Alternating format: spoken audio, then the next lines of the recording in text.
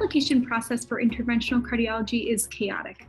I was in a really lucky position to have multiple interviews, but they were scheduled in a short period virtually, and then struggled in making a decision in which program was the best fit within a very short timeline that the programs had offered me. In our current situation, I may have better opportunity or better offer later on in the interview season, but I may never have chance to explore that because I'm offered this position earlier, and if I don't take it, I might not go match. So most of the applicants tend to pick the first offer they get, and they let go all other opportunities they have. People do things differently. Some folks kind of go through an automated system and, go through like an ERAS type of application, and some folks don't. And you're, kind of looking in both of those places to try to figure that out, as well as just trying to balance the, professional duties to the institution you're at and that interest. And then also, being excited and wanting to have folks, reach out for you potentially at another institution if that's the best fit for you. But during the interview process, there were programs that essentially ask you during the interview that if we were to offer you a spot at the end of the interview, what is your answer? So when you're put into those sort of situations or sort of cornered a little bit, it can be challenging.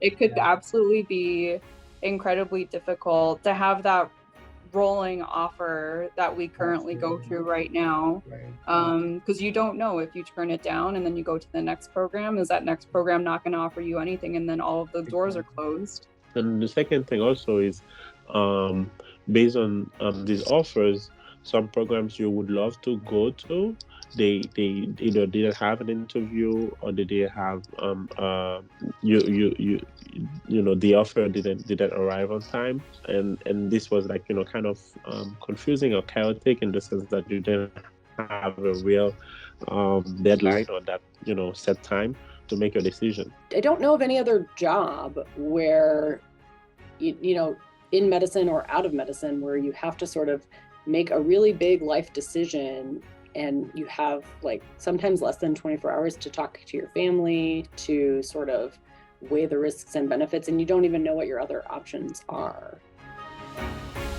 Do you support the idea of joining that National Residency Match program and using the Common Application platform? You said yes. Tell us more. Why? Why do you support that?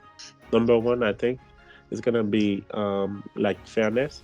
So it's going to be a fair process more than before. So that way, even the program you're coming from or the program you're going to, and you as an applicant, you respect the limit, the dates, and then everybody has a same good chance. I think unanimously, most of the people are in favor of match. Ultimately, I think I would support interventional cardiology being a match process, and many of the early career and current fellows, I think, would as well. I do. I think that having a more standardized approach will, kind of level the playing field in a sense, and I think just make it easier for folks who either want to pursue a different opportunity or, have different, life struggles that may draw them to a different location as well. So definitely would support that. So I do support the idea of being in the match. I think that will make this process a little bit more fair. As a cardiology fellow, I'm 100% in favor of moving the interventional cardiology application process to a formalized match.